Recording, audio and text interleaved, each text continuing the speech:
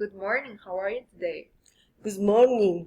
Very good. Well, nice to meet you. Nice to meet you too. Well, can you tell me about yourself?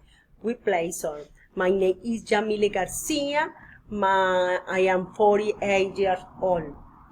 I live in Medellin. I am married and have a son, daughter. In this moment, I am studying psychology. What are your hobbies? Yes, really like to practice swimming and reading. What are your strengths? I am very responsible uh, and honest. What are your weaknesses? I am accelerated and obfuscated sometimes.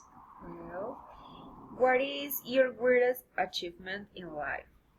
My greatest achievement, I'm studying psychologist. I'd always wanted to be a psychologist. What is it for you to be a leader? It is onion learning to listen to the other and take into account their contribution to the growth of my business. That's achieving objectives together. Well, what do you want to work in this company? I consider it is the place to grow as a professional. And which are your expectations of salary? The average I hope to earn is 2 million pesos.